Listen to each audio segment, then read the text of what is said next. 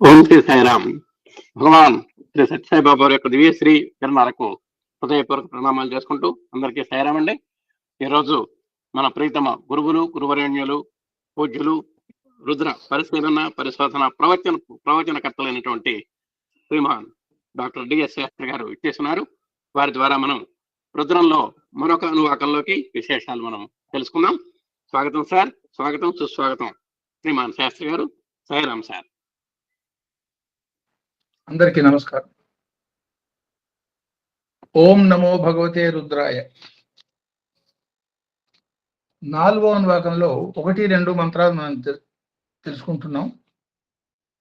వాటిల్లో ఉన్నటువంటి శక్తి తత్వాన్ని, ఉగణాలు అనగానే ఊతో స్టార్ట్ అయ్యే మహత్తరమైనటువంటి ఆ శక్తులకి మన శరీరంలో జరిగే వివిధ ప్రక్రియలకి మధ్యలో ఉన్నటువంటి అనుసంధాన్ని తెలుసుకునే ప్రయత్నం మనం కొంత చేశాము. కిందటిసారి అది కొంత కష్టతరమైంది అన్న భావన ఉన్నది. దాన్ని ఇంకొంచెం సులువుగా ఇప్పుడు కిందటిసారి మనం శివపరంగా అవరోహణ క్రమంలో, అంటే బయట నుంచి లోపలికి ఆ చక్ర తత్వాన్ని మనం తెలుసుకున్నాము. అదే తత్వాన్ని సూక్ష్మంగా లోపల నుంచి బయటికి 1వ స్థానం నుంచి 9వ స్థానం దాకా ఉన్నటువంటి విధానంగా చెప్తాను. ఇది కొంచెం తేలిగ్గా అర్థమయ్యే అవకాశం ఉంటుంది. ఇది వినండి. ఆ తర్వాత వీలైతే ఇవాళ ఈ 1-2 మంత్రాలని కంక్లూడ్ చేద్దాం. అదర్వైజ్ నెక్స్ట్ సోమవారం నాడు ఇవి కంక్లూడ్ అవుతాయి. స్వామి శ్రీచక్రాన్ని గురించి చెప్పిన ఒక శ్లోకాన్ని ఇట్లా అర్థం చేసుకోవచ్చు. బిందు త్రికోణ వసుకోణ సంయుక్తం వృత్తాంచితం నాగదళేన మండితం కళా వృత్తత్రయ ధరణీ గృహాంగ్రి శ్రీచక్ర రాజమ్మే తత్పరమేశ్వరి. శ్రీచక్రాన్ని గురించి పెద్దవాళ్ళు మనకి ఏం చెప్తారంటే, ఈ అనంతమైనటువంటి విశ్వాన్ని సదాశివ తత్వంతో సహా నిరాకార పరబ్రహ్మ లేక పరాశక్తి నుంచి ఒక సాక్షాత్తు సూక్ష్మ కణం దాకా ఉన్నటువంటి ఈ అఖిలాండ కోటి బ్రహ్మాండాల మొత్తాన్ని కూడా ఒక జామెట్రికల్ రూపంలో, గీతల రూపంలో రాసేటట్టయితే దాన్ని శ్రీచక్రం అనొచ్చు. ఫర్ ఎగ్జాంపుల్, మనకి ఒక ఇల్లు కట్టాలి అనుకున్నప్పుడు ఆ ఇంటికి ఒక కాగితం మీద ప్లాన్ రాస్తాం. ఆ కాగితం మీద ప్లాన్ రాసినప్పుడు అందులో కేవలం గీతలు మాత్రమే మనకు కనపడతాయి. ఆ ఇంజనీర్ మనకి ఎక్స్ప్లెయిన్ చేస్తాడు, ఇది మీ కిచెన్ రూము, ఇది మీ బెడ్రూము, ఇది మీ హాలు, ఇది మీ ఇట్లా రకరకాలుగా చెప్తాడు. ఆయన ఎక్స్ప్లెయిన్ చేస్తున్నప్పుడు మనకు అర్థం అవుతుంది. కానీ నిజంగా ఆ కాగితం మీద మనం కాపురం చేయలేము, మనం అందులో ఉండలేము. దాన్ని 3 డైమెన్షనల్ ఫిగర్గా మనం ఇంటిలో ఇల్లుగా కట్టినప్పుడు ఏ రూముకి ఆ రూము విడివిడిగా మనకు అర్థం అవుతుంది. ఆ కాగితం మీద ఉన్నటువంటి మ్యాప్ని ఆ ఇంటిని పోల్చి చూస్తే అప్పుడు మనకు అర్థం అవుతుంది. అదే మాదిరిగా అఖిలాండ కోటి బ్రహ్మాండ జనని లేదా జనకుడు అయినటువంటి పరమేశ్వర తత్వం నుంచి ఒక సూక్ష్మ కణం దాకా ఉన్నటువంటి అనంత విశ్వం యొక్క డయాగ్నల్ పిక్చర్ శ్రీచక్రం అని మనం అనుకోవచ్చు. టోనోగ్రఫీ పరంగా సైంటిస్ట్ మనకి ఏం చెప్తారంటే, ఓంకారాన్ని కనుక సక్రమంగా, అంటే విధి విధానంగా ఏ మాదిరిగా చెప్పబడిందో ఆ మాదిరిగా ఓంకారాన్ని ఉచ్చరించినప్పుడు ఆ ఓంకార శబ్దం యొక్క రూపం శ్రీచక్ర రూపాన్ని సంతరించుకుంటుంది. అంటే శ్రీచక్రము ఓంకారము 2 ఒకటేను అన్న భావన కూడా మనకి చెప్తారు. ఎందువల్ల? ప్రతి శబ్దానికి ఒక రూపం ఉన్నదని, ఆ ఓంకారం అనే శబ్దానికి విశ్వం మొత్తాన్ని వ్యాపించే తత్వం ఉన్నది కాబట్టి దానివల్ల దాని యొక్క సరైన ఉచ్చారణ మూలంగా శ్రీచక్రమే ఆవిష్కరింపబడుతుంది అని. అయితే అండపిండ బ్రహ్మాండ నాయక అని స్వామిని అంటూ ఉంటాం. బ్రహ్మాండంలో ఏముందో పిండాండమైనటువంటి మానవుల్లో కూడా అవన్నీ ఉన్నాయి. అదేమన్నా స్థూల రూపము, ఇదేమన్నా సూక్ష్మ రూపము. దీనికే స్వామి అఖండమైన మర్రి చెట్టులో ఏ లక్షణాలన్నీ ఉన్నాయో అవన్నీ కూడా ఆ మర్రి గింజలు కూడా ఉన్నాయి, కానీ సూక్ష్మ రూపంలో ఉన్నాయి. ఆ సూక్ష్మ రూపంలో ఉన్న వాటిని విస్తరింప చేయగలిగేటట్టయితే భూమిలో పెట్టి దానికి కొంత కావలసిన నీరు మిగతా సౌకర్యాలు ఏర్పాటు చేసేటట్టయితే అందులోంచి ఒక మొక్క వచ్చి ఆ మొక్క నుంచి ఒక చెట్టు వచ్చి ఆ చెట్టు విస్తృతంగా వ్యాపించి ఆ గింజలో ఉన్న తత్వాన్ని చెట్టుగా వ్యక్తం చేస్తుంది అంటారు. సో ఇట్లా దీన్ని అన్వయం చేసుకున్నప్పుడు ఓంకారంలో ఉన్నటువంటి 3 శబ్దాల్ని అకార, ఉకార, మకారాన్ని బ్రహ్మ, విష్ణు, మహేశ్వరు శక్తి సహితమైనటువంటి బ్రహ్మ, విష్ణు, మహేశ్వరులుగా మనం అర్థం చేసుకుంటాం. ఆ అనంగానే స్టార్టింగ్ పాయింట్ క్రియేషన్, ఊ అనంగానే వ్యాపకమైనటువంటి స్థితి, దాన్ని విష్ణుతత్వంగాను, అనంగానే ఆ పెదవులు మూస్తే గాని అనే శబ్దం పలకదు, లయతత్వం అనే భావన మనం అర్థం చేసుకుంటాం. ఇక్కడ లయతత్వం ఉన్నప్పుడు డిస్ట్రక్షన్ అని అనుకోకూడదు. ఒక పిల్లవాడు 1వ క్లాస్ పూర్తి చేశాడు అంటే 1వ క్లాస్ వాడికి లయం అయిపోయింది. 2వ క్లాస్ వాడు స్టార్ట్ చేస్తాడు అంటే ఏమన్నమాట, 1 నుంచి 2కు పోయే ఉదాత్తమైనటువంటి మార్పుకి కారణమైన దాన్ని శివతత్వం అంటారు. అంటే దానికి 1వ క్లాస్ లయం అయిపోయింది అనే భావన లేదు, 2వ క్లాస్కి ఉత్తీర్ణత సంపాదించడం మూలంగా 1 లయం అయిపోయింది అనే భావన. అంటే హాఫ్ గ్లాసులో సగానికి నీళ్లు ఉండేటట్టయితే దాన్ని ఖాళీ భాగాన్ని చూసిన వాడు ఏమన్నా హాఫ్ ఎంటీ అంటాడు, నీళ్లున్న భాగాన్ని చూసిన వాడు ఏమన్నా హాఫ్ ఫుల్ అంటాడు. సో లయతత్వం ఉన్నది, కానీ ఆ లయతత్వంలో ఉన్నది ఏమిటంటే పునరుత్పత్తి, పురోగతి పరమైనటువంటి లయము అన్న భావంగా శివతత్వాన్ని అర్థం చేసుకోవాలి. సో ఇప్పుడు అకారం, ఉకారం, మకారం యొక్క కలయిక మూలంగా ఓంకారం ఏర్పడుతుంది అన్నప్పుడు పుట్టటం, పెరగటం, లయమైపోయి వృద్ధి పొందటం, ఈ మాదిరిగా జీవక్రమం సాగుతుంది అని మనం అర్థం చేసుకున్నాం. దీనిలో శక్తి తత్వాన్ని ఏమనుకున్నాము, ఉమా అనుకున్నాము. దాన్ని ఉకారం, మకారం, అకారం అనుకున్నాం. అంటే ఉకారంతో మొదలవుతుంది, మకారం మధ్యలో ఉంటుంది, ఆతో ఎండ్ అవుతుంది. ఈ తత్వాన్ని ఒకసారి చూడండి. వ్యాపకత్వంతో స్టార్ట్ అయి లయత్వాన్ని తనలో ఇముడ్చుకుని మళ్ళీ పుట్టటం అంటే ఏమన్నమాట, పుట్టుకకి కారణం శక్తి అన్నారు. ఆ శివశక్తుల యొక్క అభేద తత్వం ఉన్నారు. అంటే ఒక జన్మ పూర్తి అయిపోయింది, ఉత్తమ జన్మ రావాలి, ఆ మరుసటి జన్మ రావాలి, దానికి కారణభూతమైనటువంటి శక్తిని ఉమా అని కూడా అనుకోవచ్చు. అంటే ఉగణం యొక్క తత్వం ఏమిటి అంటే మన పుట్టుకకి కారణమైనటువంటి ఆది పరాశక్తి అన్న భావంగా ఉమాతత్వాన్ని ఉగణపరంగా అర్థం చేసుకోవచ్చు. సో నవరంధ్రయుతం దేహం, నవయోనియుతం లేదు నవకోణయుతం, నవత్రికోణయుతం శ్రీచక్రం అన్నారు. దీన్ని 2 రకాలుగా ఈ శ్రీచక్రాన్ని గురించి మనకి చెప్తారు. ఆరోహణ, అవరోహణ. అంటే బయట నుంచి లోపలికి లెక్క పెట్టుకుంటూ పోయేటట్టయితే దాన్ని ఆరోహణ అంటాము. ఆరోహణ క్రమంలో అదే భూపర చతురస్సు నుంచి బిందువు దాకా లోపలికి కనుక తిక్కేటట్టయితే దిగటం అవరోహణ అంటాం. సో ఆరోహణ, అవరోహణ రెండిట్లో కూడా సృష్టి గురించి మనం ఏమనుకున్నాము, మనని ఉద్ధరించేదానికి భగవంతుడు అవరోహిస్తాడు, పైనుంచి కిందకి దిగొస్తాడు. మనం పైకి పోవడానికి ఆరోహణ క్రమంలో పైకి పోతాము. అందువల్ల దానికి అందులో ఉన్న వివరాలు, సన్యాసులు పూజ చేసేది, సంసారాలు పూజ చేసేది, రకరకాల వివరాలు చెప్తారు.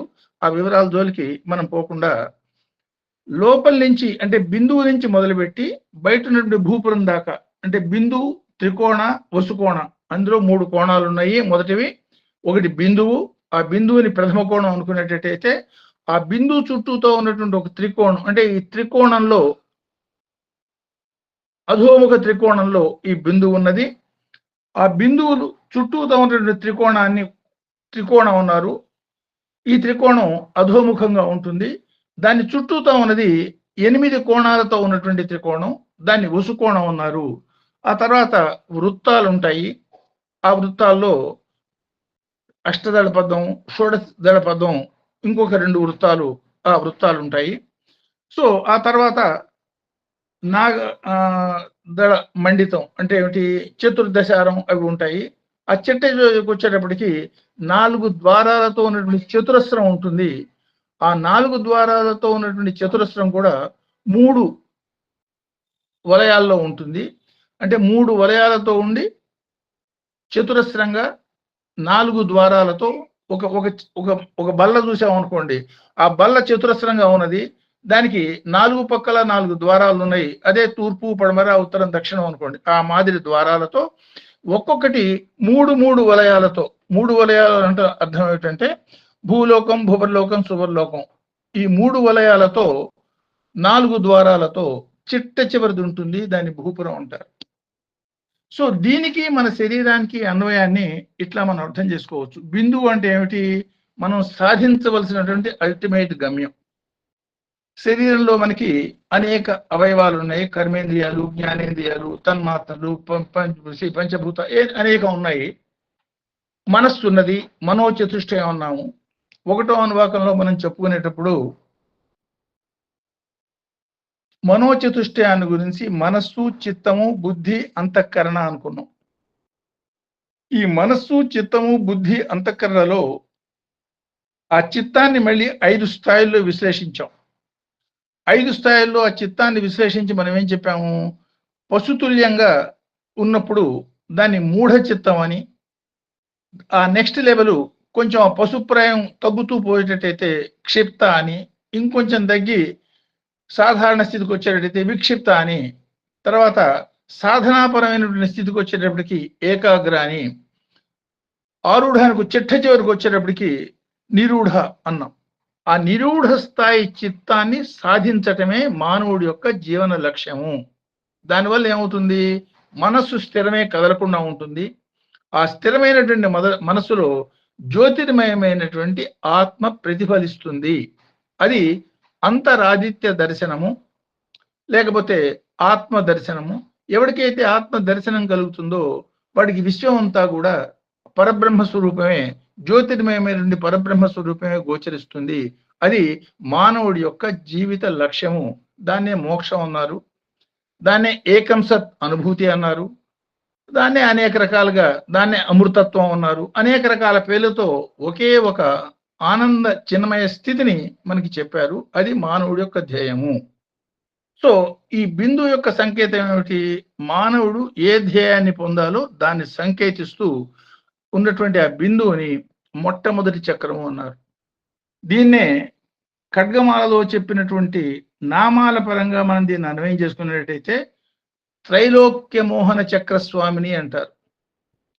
త్రైలోక్య మోహన చక్రస్వామిని అనటంలో ఉద్దేశం ఏంటంటే ఆ బిందువు చుట్టూతో ఉన్నటువంటి త్రికోణము, ఆ త్రికోణాన్నే త్రిపుర సుందరి తత్వం అని, ఆ త్రిపుర అసురుల్ని అంటే మనస్సు, శరీరం, మనస్సు, ఆత్మల్ని ఏకీకృతం చేసి పరమాత్మలో కలపడమే రుద్రంలో మొదటి మంత్రంలో మనం చెప్పుకున్నట్టు త్రిపుర విజయము, త్రిపురాసుర సంహారం ఏదైతే చెప్పుకున్నామో అది మానవుడి యొక్క ధ్యేయము. ఆ ధ్యేయాన్ని సంకేతించేదే శ్రీచక్రంలో బిందువు. అది మన మనసులో చిత్త ఏకాగ్రతతో బుద్ధిని స్థిరం చేసుకుని అంతఃకరణ ఆత్మవైపు లయం చేసే విధానంగా ఆత్మ యొక్క జ్యోతిర్మయ దర్శనాన్ని, ఇది నీవారసూకవత్తన్వి పీతాభాస్వత్య అనుపమ అని ఏదైతే చెప్పబడిందో ఆ దర్శనాన్ని మానవుడు పొందటమే జీవన సాఫల్యము, అమృతత్వము. అదే రుద్రం యొక్క ధ్యేయము అని మనం చెప్తాం. దాన్నే శ్రీచక్రపరంగా బిందువు అన్నారు. దాన్ని ఖడ్గమాలలో త్రైలోక్య మోహన చక్రస్వామిని అనే పేరుతో పిలిచారు.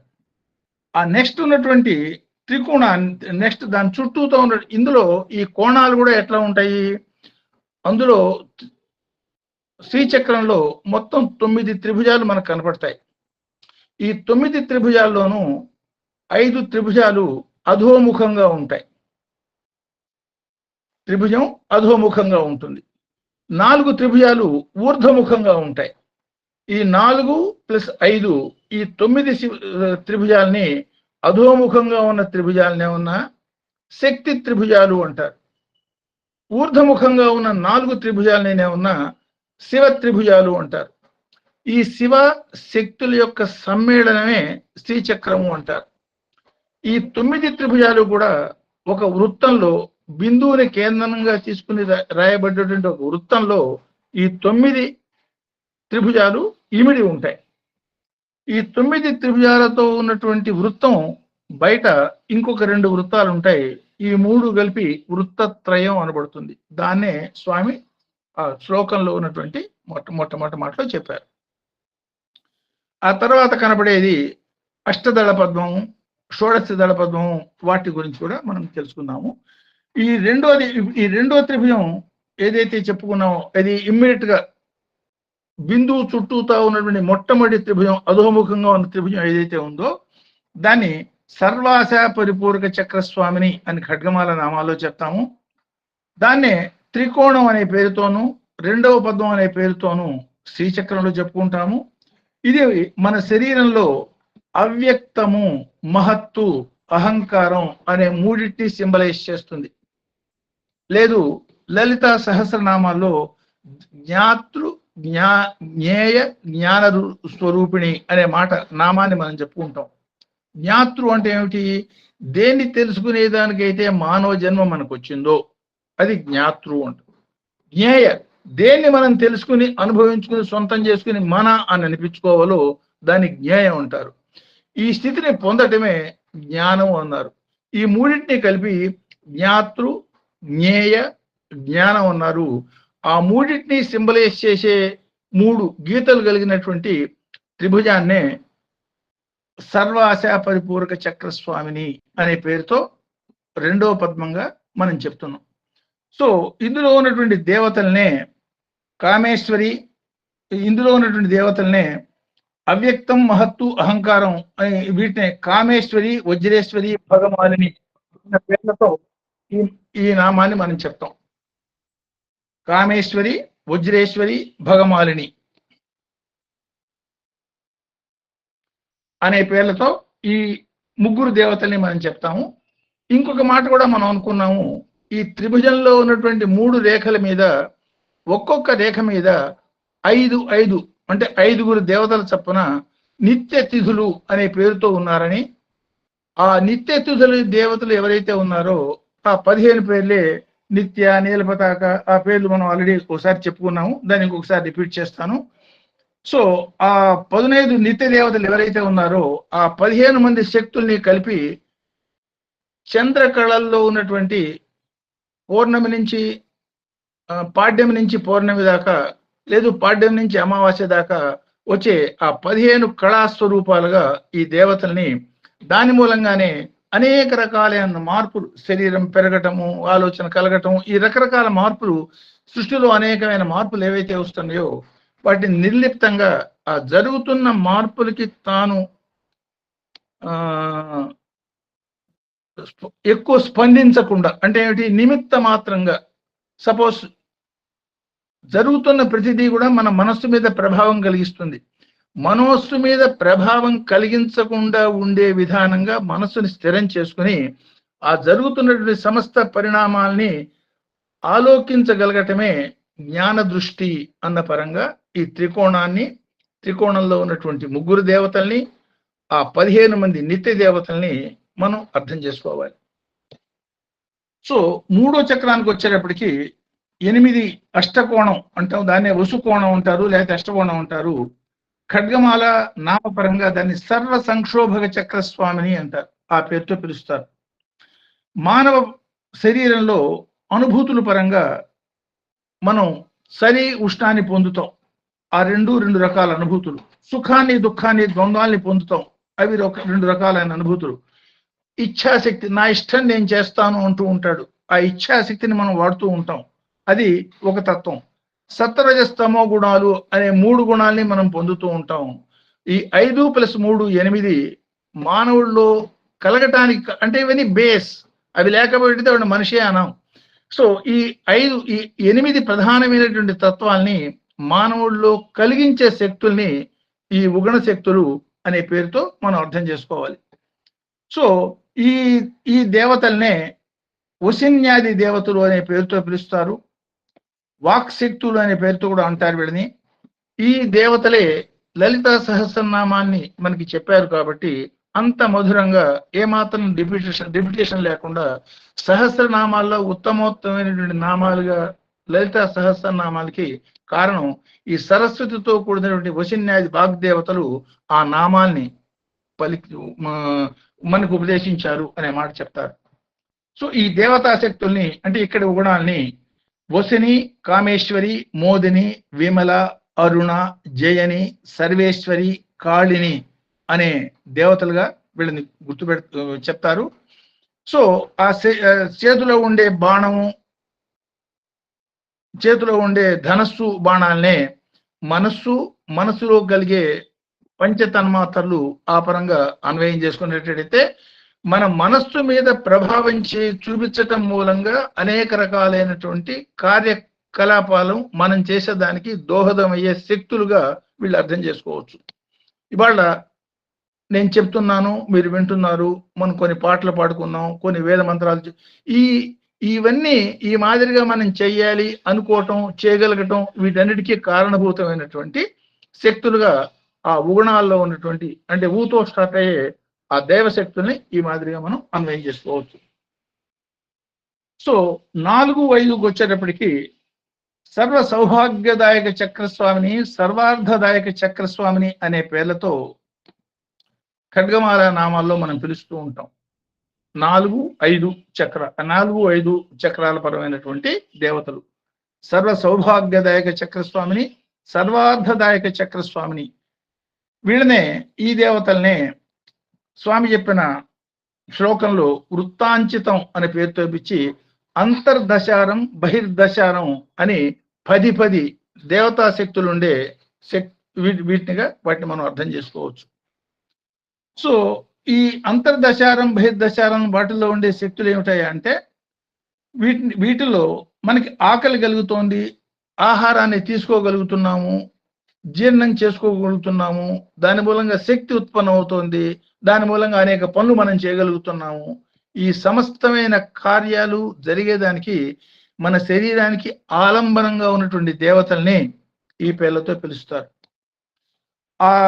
ఆ కార్యక్రమాల్ని అంటే ఈ అంతర్దశారం బహిర్దశారం ఆ కార్యక్రమాల్ని చేసే విధానాన్ని అంటే మన శరీరంలో ఉన్నటువంటి వాయువులు ఈ పని చేస్తూ ఉంటాయని, ఈ అంతర్దశార బహిర్దశార దేవతలు చేసే కార్యక్రమాల్ని రేచక, పూరక, శోషక, దాహక, ప్లావక అనే క్రియల మూలంగా క్షారక, ఉద్ధారక, క్షోభక, జృంభక, మోహక అనే చర్యల్ని ఆధారం చేసుకుని అంటే ఏమిటి, దాన్ని నమలటం, రుబ్బటం, తిప్పటం, పిండి చేయటం, రసం చేయటం, దాని ఈ అర్థాలు అవి.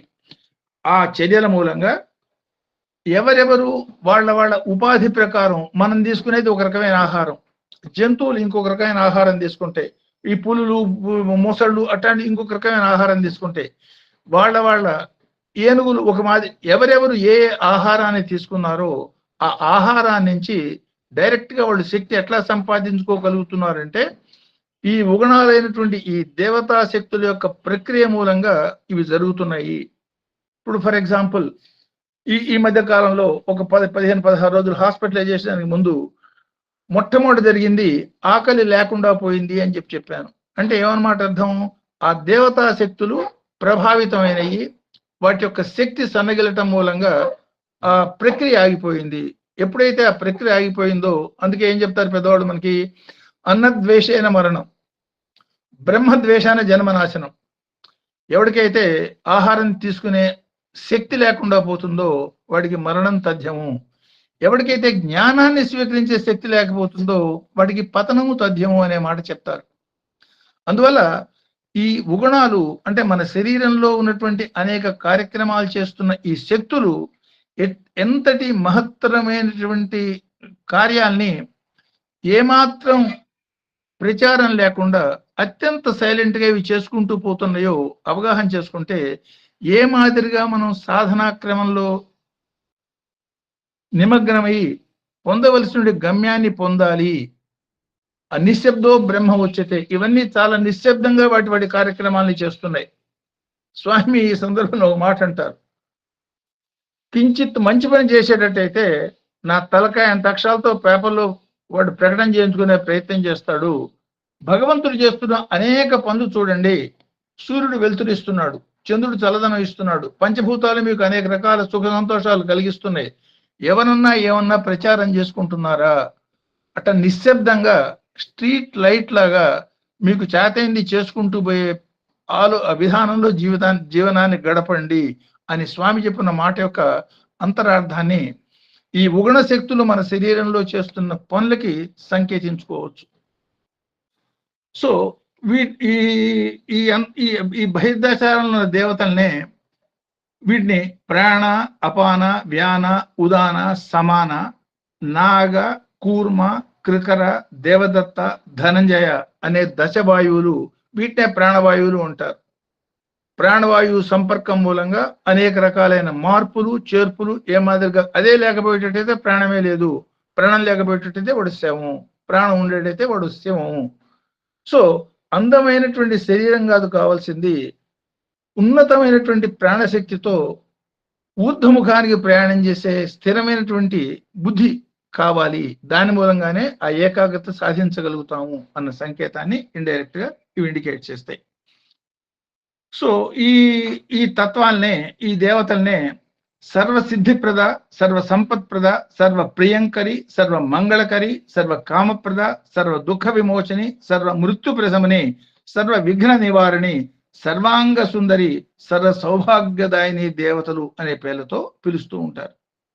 అంటే మన శరీరంలో జరుగుతున్న సమస్త చర్యలకి కూడా ఈ ఉగణ శక్తులు ఏ మాదిరిగా కారణమవుతున్నాయో, దానిలో దేన్ని మనం ఉంచుకోవాలి, దేన్ని తుంచేసుకోవాలి, ఆ జ్ఞానంతో మానవుడు బతకగలిగేటట్టయితే ఉదాత్తమైనటువంటి స్థితిని సాధనలో పొందుతాడు అన్నది ఇందులో సంకేతం.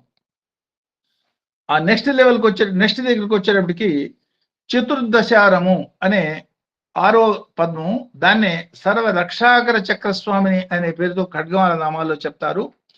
ఇందులో ప్రధానంగా రక్తనాళాలు, ప్రధానమైనటువంటి రక్తనాళాలు, శరీరం నుంచి గుండె నుంచి రక్తాన్ని బయటికి తీసుకుపోయేవి, మళ్ళీ చెడు రక్తాన్ని ఊపిరితిత్తుల దగ్గరికి మోసుకొచ్చేవి. ఆ 14 నాళాల్ని ప్రాణప్రదమైనటువంటి ఇడ, పింగళ, సుషుమ్న నాడుల్ని ఈ 14లో అవన్నీ మనకు సంకేతించబడి ఉంటాయి. వాటినే సంస్కృతంలో వాటికి పెట్టే పేర్లు 14 పేర్లు, ఇంగ్లీష్లో మనం చెప్తాం, ఇప్పుడు నాకు గుర్తులేవు. అలంబుష, కుహు, విశ్వోదరి, వరుణ, హస్తిజిహ్వ, యశోవతి, పయస్విని, గాంధారి, పూష, శంఖిని, సరస్వతి, ఇడ, పింగళ, సుషుమ్న. ఈ చతుర్దశ నాడుల్నే శ్రీచక్రంలో ఉన్నటువంటి 6వ ఆవరణ చతుర్దశారంలో ఉండే శక్తులు అర్థం చేసుకోవాలి. ఈ దేవతా శక్తులకి పెట్టిన పేర్లు, ఖడ్గమాల్లో ఉండే నామాలు సర్వ సంక్షోభిణి, సర్వ విద్రావిణి, సర్వ ఆకర్షిణి, సర్వ ఆహ్లాదిని, సర్వ సమ్మోహిని, సర్వ స్తంభిని, సర్వ జృంభిణి, సర్వ వశంకరి, సర్వ రంజని, సర్వోన్మాదిని, సర్వార్థదాయక, సర్వార్థ సాధకి, సర్వ సంపత్తి పూరణి, సర్వ మంత్రమయి, సర్వ ద్వంద్వ క్షయంకరి అని చెప్పబడే చతుర్దశ శక్తులు. అన్ని ద్వంద్వాలు అతిక్రమించి ముందుకు పోతే కానీ అమృతత్వాన్ని పొందలేము అని అనుకున్నాం. ఆ ద్వంద్వాలని క్షయం చేసే శక్తి వీటిలోనే ఉన్నది సుమా అన్న సంకేతాన్ని ఇక్కడ మనం చూడొచ్చు. ఆ నెక్స్ట్ స్థాయికి వచ్చేటప్పటికి 7వ పద్మం సర్వ రోగహర చక్రస్వామిని అనే పేరుతో ఖడ్గమాల చెప్తుంది. దాన్ని అష్టదళ పద్మం అంటాము. అందులో 7 రకాలైన శక్తులు మనకు అందులో కనపడతాయి. మన శరీరంలో అవి ప్రతిఫలించే విధానాన్ని మనం మాట్లాడగలుగుతున్నాం. ఆ మాట్లాడే శక్తి ఎక్కడి నుంచి వచ్చింది ఒక్కసారి ఆలోచించండి. పర, పశ్యంతి, మధ్యమ, వైఖరి అనే వాక్ అంటున్నాం. ఇందాక నేను చెప్పిన త్రికోణాలు 9 త్రికోణాలు ఉన్నాయన్నాను, 5 త్రికోణాలు అధోముఖంగా ఉన్నాయన్నాను, 4 త్రికోణాలు ఊర్ధముఖంగా ఉన్నాయన్నాను. ఆ ఊర్ధముఖంగా ఉన్నటువంటి 4 త్రికోణాల యొక్క బిందువుల్నే ఈ పర, పశ్యంతి, మధ్యమ వాక్కులకి సంకేతంగా మనకి చెప్తారు. అంటే శివశక్తుల యొక్క మేళము శరీరంలో ఎంత అంతర్లీనంగా ఉన్నదో, శరీరంలో ఉన్నటువంటి ప్రతిదీ కూడా శివశక్తిలో ఉన్నటువంటి ఒక భాగము అన్న పరమైనటువంటి అన్వయాన్ని ఇక్కడ మనం అర్థం చేసుకోవచ్చు. సో ఈ సర్వరోగహర చక్రస్వామినిలో ఉండే శక్తుల్ని, వీటిని మనం ఈ 7వ పద్మంలో మాట్లాడే శక్తి, మనం లోపలికి తీసుకోగలుగుతున్న శక్తి, నడిచే శక్తి, మలమూత్ర విసర్జక శక్తి, కామసుఖాన్ని అనుభవించే శక్తి, వీటికి కారణం ఏమిటంటే పంచ కర్మేంద్రియ శక్తులు, త్యాగభావము, గ్రహణ శక్తి, ఉపేక్ష అనే బుద్ధి శక్తులు. పంచకర్మేంద్రియాలకు ఉన్న 5 శక్తులు, బుద్ధికి ఉన్నటువంటి 3 శక్తులు కలిపి ఈ 8 శక్తులుగా మారతాయి. ఈ 8 శక్తులనే దేవతాపరంగా మనం ప్రార్థన చేసేటప్పుడు అనంగ కుసుమ, అనంగ మేఖల, అనంగ మదన, అనంగ మదనాతుర, అనంగ రేఖ, అనంగ వేగిని, అనంగ వేదిని, అనంగాంకుశ, అనంగ మాలిని అనే అష్టశక్తులుగా ఈ పేర్లను మనం చెప్తూ ఉంటాం. దీన్నే అష్టదళ పద్మము అనే పేరుతో పిలుస్తూ ఉంటాం. ఆ నెక్స్ట్కి వచ్చేటప్పటికి సర్వసిద్ధిప్రద చక్రస్వామిని అనే నామంతో ఖడ్గమాల చెప్తుంది.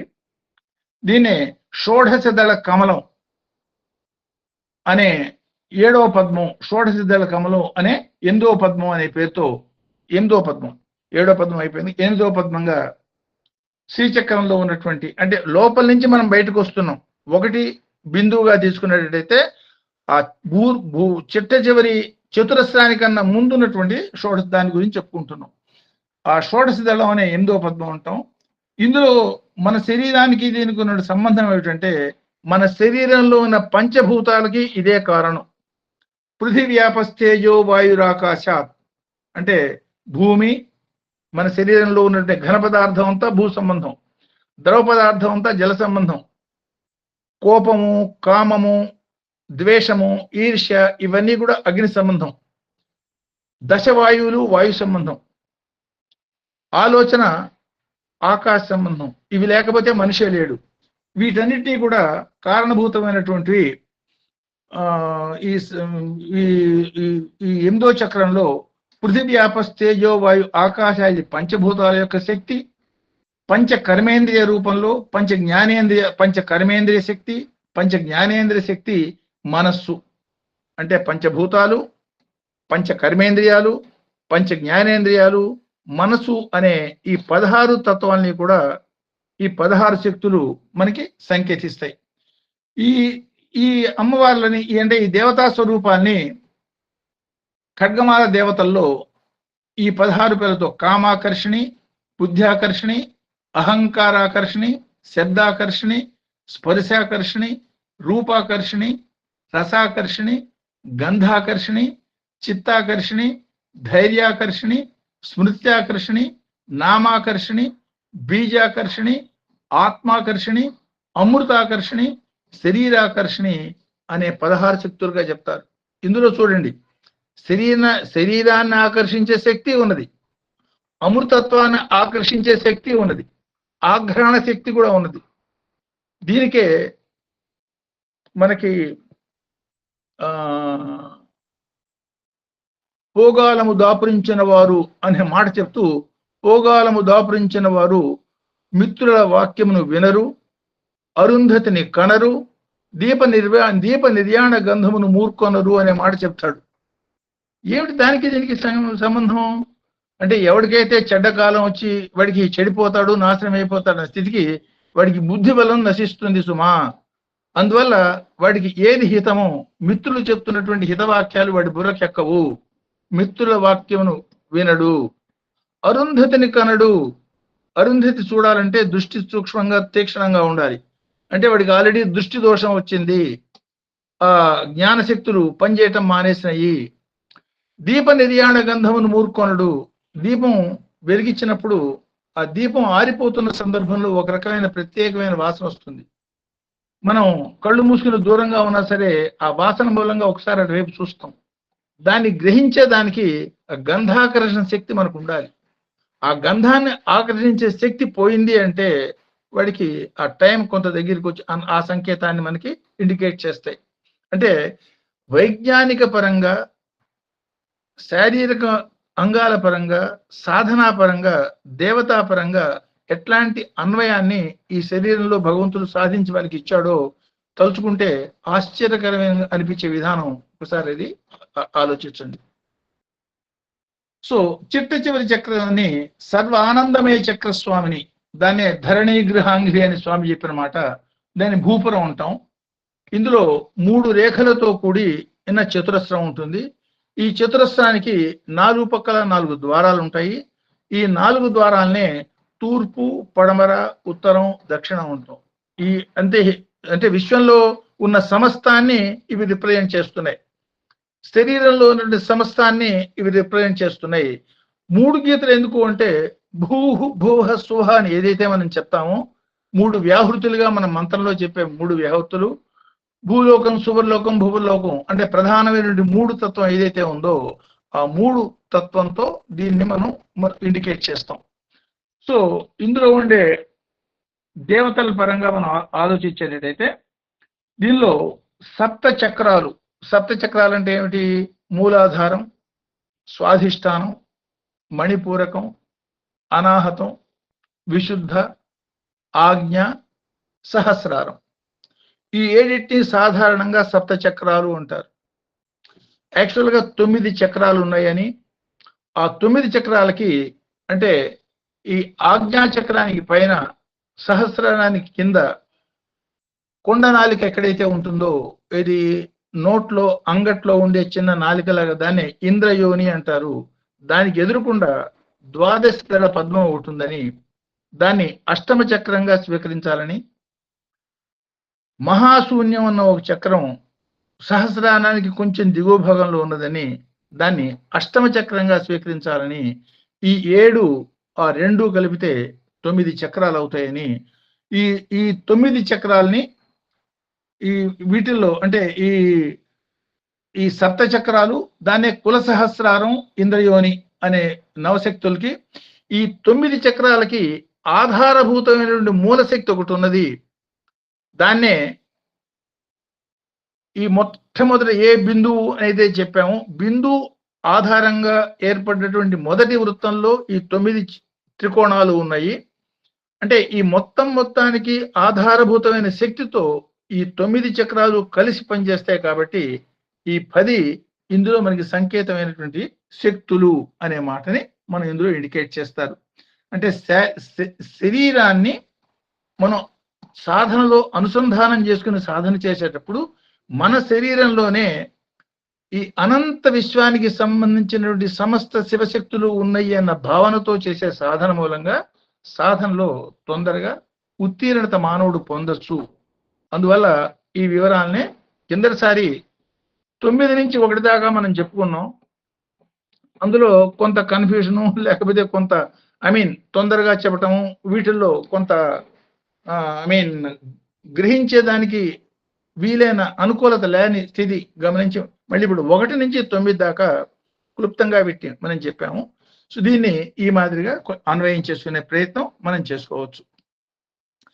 సో దీనికోసమే అంటే దీనంతా మనం ఏం చెప్తాం, ఒక్క మాటలో మనం చెప్పాలంటే ఈ సమస్తమైనటువంటి శివశక్తులు, శివశక్తి తత్వాలు, ఉగణాలన్నీ కూడా శివమాయ, శివదూతి అనే పేరుతో చెప్పబడ్డ శక్తులు ఏవైతే ఉన్నాయో ఇవన్నీ కూడా శివుడి యొక్క మాయగా అర్థం చేసుకుని, ఆ మాయని అధిగమించి మనం గమ్యాన్ని చేరుకోవాలన్నప్పుడు ఆ శివుణ్ణే శరణాగతి వేడాలి. శరణాగతి మూలంగానే కేవలం ఈ మాయని మనం దాటగలుగుతాం తప్ప బల ప్రయోగంతోనూ ఇతరత్రా విధానాలతోనూ మన శక్తి ప్రదర్శనతో ఈ మాయని మనం దాటలేము. కేవలం శరణాగత భావంతో మాత్రమే మాయని దాటగలుగుతాము అన్న సంకేతంగా దీన్ని మనం అర్థం చేసుకోవచ్చు. దీనికి దృష్టాంతంగా విశ్వమంతా ఉన్నది ఒకే ఒకటి, ఆ ఒకటే అనేకంగా భాషిస్తున్నది. ఈ మాయ మూలంగా ఒకటి అనేకంగా కనిపించే ఒక ప్రక్రియలో మనం కొట్టుకుంటున్నాము. మాయ అధిగమించగలిగేటట్టయితే ఉన్న దానిలో ఉన్నటువంటి ఏకత్వం మనకి బోధపడుతుంది అన్న సంకేతాన్నే ఏకం సత్ అని వేదం చెప్పేటట్టయితే, పురాణ పరంగా ఆ కథల పరంగా దేవి సప్తశతిలో ఒక సంఘటన మనకు గుర్తు చేస్తుంది. అమ్మ సింహుల్ని సంహరించేదానికి వచ్చినటువంటి అమ్మవారితో అనేక రకాలుగా వాడు యుద్ధాలకి రకరకాల రాక్షస శక్తుల్ని పంపించడం. సో చండముండులు వాళ్ళంతా వధైపోయినాక రక్తబీజుడిని పంపించడం, వాడు నశించిపోవటం, ఇవన్నీ అయిపోయిన తర్వాత చిట్ట చివరికి వాడి ప్రాణప్రదమైనటువంటి తమ్ముడు నిశుంభుడు కూడా చచ్చిపోతాడు. ఆ నిశుంభుడు చచ్చిపోయేటప్పటికి బ్రాహ్మి, మహేశ్వరి, కౌమారి, వారాహి రకరకాల శక్తులు యుద్ధం చేస్తూ ఉంటే వాళ్ళతో చూడంగానే ఇప్పుడు శుంభుడికి తలకాయ తిరిగిపోయినట్టు అవుతుంది. అమ్మవారితో ఒక మాట అడుగుతాడు వీడు, ఒక్కత్తవే అని చెప్పావు, ఇతరుల సహాయం తీసుకుని యుద్ధం చేసుకుని నన్ను మా తమ్ముడిని నువ్వు సంహరించావు, ఇది ఎట్లా న్యాయము అని అడుగుతాడు. అమ్మవారు అప్పుడు చెప్పిన సమాధానం, ఏకైవాహం జగత్యత్ర ద్వితీయక మమాపర, ఉన్నది ఒకే ఒక శక్తి నేను, ఇవన్నీ నా యొక్క విభూతులే. ఒకే ఒక స్వామి యొక్క అనేక రకాలైన విభూతులే ఈ ప్రపంచం అన్న భావన ఆవిడ అనగానే ఆ దేవతా శక్తులన్నీ కూడా ఒక్కసారి అమ్మవారిలో లయమైపోతాయి. సో ఈ దేవత, రాక్షస, మంచి, చెడు అనే రెండు కూడా ఒకే ఒక పరతత్వం యొక్క వివిధ రూపాలు. ఆ భిన్న రూపాలకి అతీతంగా ఉన్నటువంటి తత్వాన్ని ధ్యేయంగా చేసుకుని మనం సాధనలో ముందుకు పోవాలి అన్న తత్వాన్ని రుద్రం మనకి ఇండికేట్ చేస్తుంది. అదే దాన్నే అఘోర, ఘోర ఈ రెండు దాటినటువంటి మృడత్వ. సో ఆ మృడత్వానికి మనం ధ్యేయంగా పెట్టుకుని పోవాలి తప్ప ఈ ఘోర, అఘోర తత్వాల్లో లంపటంలో చిక్కుకోకూడదు. సో ద్వంద్వాలని అతిక్రమించి త్రిగుణాలని దాటినప్పుడు మాత్రమే ఇది మనకి సాధ్యమవుతుంది. దానికి శరీరానికి వివిధ దేవతా శక్తులకి ఉన్నటువంటి అనుబంధాన్ని అర్థం చేసుకుని ఆ పరమైనటువంటి అవగాహనతో ముందుకు పోవటం మూలంగా అది సాధ్యమవుతుంది అని రుద్రం యొక్క భావన.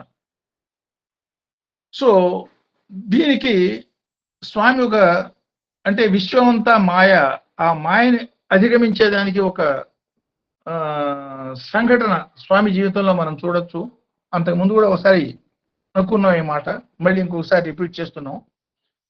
ఒక సందర్భంలో ఒక స్టూడెంట్ చాలా ప్రత్యేకమైన ప్రయత్నం చేసి చాలా శ్రద్ధగా చదివి మార్కులు తెచ్చుకొని కష్టపడి స్వామి యూనివర్సిటీలో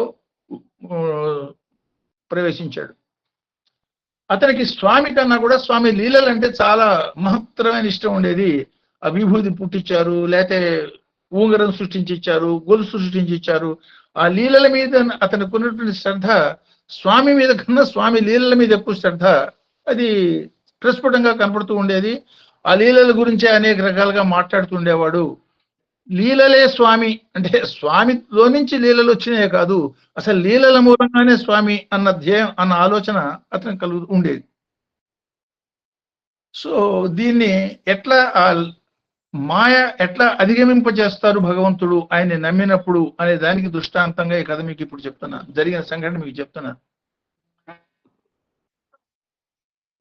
ఒక సందర్భం ఆయన ఆ కుర్రాడు దర్శనంలో కూర్చున్నప్పుడు స్వామి ప్రత్యేకంగా అతను చూసేటట్టుగా, అతనికి మిగతా ఎవరికి తెలియలేదు, ఇతనికి మాత్రమే అనుభవం అయ్యేటట్టుగా ఒక పని చేశారు. ఎవడికో ఒక భక్తుడికి ఒక గొలుసు ఇచ్చేదానికి లాఘవంగా తన ఎడం చేతిలో ఉన్న గొలుసుని కుడి చేతిలోకి తీసుకుని ఆ గొలుసు అతనికి ఇస్తే అతను చాలా సంతోషపడి చాలా ఆనందించడం జరుగుతుంది. ఇది మ్యాజిక్ లో చేసినట్టుగా ఎడం చేతిలోంచి కుడి చేతిలోకి స్వామి గొలుసుని మార్చుకోవటం ఇవ్వటం అనేది ఈ పిల్లవాడి దృష్టిలో పడుతుంది. వాడికి మనస్సంతా కకావికలైపోతుంది. అయ్యో స్వామి ఏమిటి ఇట్లా మెజిషియన్ చేసినట్టు ఇట్లా చేశారు, ఇదేమిటి అని వాడికి బుర్రంతా పిచ్చెక్కినట్టు అయిపోతుంది. ఏం చేయలేడు, ఏం చేయాలో తెలీదు. నేను పొరపాటు చేశాను, అసలు యూనివర్సిటీకి రావడమే పొరపాటు చేశాను, స్వామి అంటే మహాశక్తి భగవంతుడు అనుకున్నాను, ఏమిటిది ఇట్లా చేశారు, ఒక సాధారణ మెజిషియన్ చేసినట్టుగా. ఇది రకరకాలుగా ఎవరితో చెప్పలేడు, తనలో ఇముడ్చుకోలేడు. నా బాధ ఒక 3-4 రోజులు అనుభవించాడు. మళ్ళీ మొహం అవధం తగిన పిల్లవాళ్ళగా మొహం పెట్టుకుని ఆ మిగతా వాళ్ళతో కలిసి దర్శనానికి వచ్చి కూర్చున్నాడు. 3-4 రోజులు పోయినాక స్వామి వాడిని ప్రత్యేక ఇంటర్వ్యూ రూమ్ లో పిలిచారు. సరే కొంచెం అయిష్టంగానే ఆల్రెడీ మనసంతా అసంతృప్తిగా ఉన్నది, ఆ అసంతృప్తితోనే ఇంటర్వ్యూ రూమ్ లోకి పోయినాడు. ఇంటర్వ్యూ రూమ్ లోకి పోయినాక స్వామి వాడి కోసం ఒక ఉంగరాన్ని సృష్టించి ఇచ్చారు. ఆ సృష్టించిన విధానం ఏమిటి? ఆయన అరచేయిని అది చీల్చుకుంటూ, ఆ చేతిని చీల్చుకుంటూ చేతిలో నుంచి ఆ ఉంగరం సృష్టింపబడి బయటకు వస్తుంది. బయటకు వచ్చినాక చేయి మామూలుగానే అవుతుంది. ఆ ఉంగరం తీసి స్వామికి చూడంగానే వాడి కళ్ళు ఒక్కసారి వెలిగిపోతాయి. రియల్ అంటే ఇది కదా అనుకుంటాడు. స్వామి చెప్పిన మాట అది ఒక రకమైన భ్రమ. ఇది ఎడం చేతిలోకి కుడి చేతిలోకి గొలుసు వేసుకు తీసుకుని ఈయటం నువ్వు చూసింది అది ఒక రకమైన భ్రమ. ఇది ఇంకో రకమైన భ్రమ. ఏ భ్రమలోనూ పడకుండా ఉంటేనే భగవంతుడు దొరుకుతాడు అన్న మాట ఇండికేట్ చేశారు. అంటే శివమాయని అధిగమించాలంటే కేవలం శివ శరణాగతి తప్ప ఇంకొక మార్గం లేదు అన్న సంకేతాన్ని డైరెక్ట్ గా ఇండికేట్ చేసినాక అప్పుడు వాడికి కనువిప్పవుతుంది. తర్వాత అఫ్ కోర్స్ అతని పురోగతి ఇట్ గోస్ ఆన్. దీన్నే భగవాన్ రమణ మహర్షి ఇంకొక మాదిరిగా ఈ మధ్య కాలంలో మనకి తెలిసిన అద్వైత యోగుల్లో, అఖండమైనటువంటి అద్వైత యోగుల్లో రమణ మహర్షి కన్నా మనకి ఎవరు గొప్పవాళ్ళు మనకి అంత దగ్గరగా మానవులతో పాటు కలిసి మెలిసి తిరిగినటువంటి మహానుభావుల్లో ఇంకెవరు మనకు కనపడరు. రామకృష్ణ పరమహంస ఆయన భక్తి పరంగాను ఈయన జ్ఞాన పరంగాను అఖండ అద్వైత స్థితి పొందటం, ప్రత్యక్షంగా మౌనంగా దక్షిణామూర్తిలాగా సమాధానాలు చెప్పటం ఎంతో మందికి ఎన్నో రకాల అనుభవాలు. మీలో కూడా చాలా మంది స్వామి యొక్క అనుభూతులు పొంది ఉంటారు. ఒక సందర్భంలో రమణ మహర్షిని గురించి, ఆయన జీవిత చరిత్ర గురించి మలయాళంలో ఓ భక్తుడు ఒక పుస్తకం రాసి స్వామి దగ్గరికి పట్టుకొచ్చి దాన్ని పరిచయించేదానికి పర్మిషన్ అడుగుతూ, స్వామి దీన్ని మీరు బ్లెస్ చేస్తే నేను పబ్లిష్ చేస్తాను అని ఆ ప్రతిని స్వామి చేతిలో పెడతాడు. స్వామి దాన్ని తీసుకుని ఆశ్రమంలో ఉన్న భక్తుల్లో ఈ మలయాళం తెలిసిన, కొంచెం మలయాళం చదవటం రాయటం అందులో పాండిత్యం ఉన్నటువంటి భక్తుడికి ఇచ్చి దాన్ని చదవమంటాడు. ఆ పుస్తకం చదివితే ఆ పుస్తకంలో అనేక రకాలైన అబద్ధాలు ఉంటాయి. అంటే ఏంటి, స్వామికి వివాహం అయిందని, ఆ తర్వాత వైరాగ్యం తీసుకొని ఇందులోకి వచ్చాడని, ఇట్లాంటి మాటలన్నీ అందులో ఉంటాయి. ఆ చదివిన భక్తుడు చాలా ఆశ్చర్యపోయి, స్వామి ఇందులో అనేక రకాలైన అబద్ధాలు వీడు రాశాడు, దీన్ని పబ్లిష్ చేసేదానికి మీరు అనుమతించమోకండి ఈ మాదిరిగా స్వామికి చెప్తారు. సో అసత్యం రాశాడంటావా? అదొక అసత్యం. ఉన్నదే అసత్యం అయితే ఈ అసత్యానికి అసత్యానికి తేడా ఏమిటి? అసత్యంలో అసత్యమా అంటారు. ఆయన చెప్తున్న మాట ఏమిటి అర్థం? ఈ విశ్వమే ఒక అసత్యం, ఈ శరీరమే ఒక అసత్యం. ఈ అసత్యంలో కొత్త రకాల అసత్యాలు, అంటే నాటకంలో నాటకమా, జీవితం అనే నాటకంలో తెర మీద ఇంకొక నాటకం ఆడబడుతోందే అన్న పద్ధతిలో మాట్లాడతారు. అంటే అద్వైత స్థితిలో ఉన్న వ్యక్తికి విశ్వం అంతా ఏ మాదిరిగా ఒక భ్రమ, ఒక కళ అన్న భావనగా ఉంటుందనేది ప్రత్యక్షంగా వారి మాటల్లో మనం అట్లా అర్థం చేసుకోవచ్చు.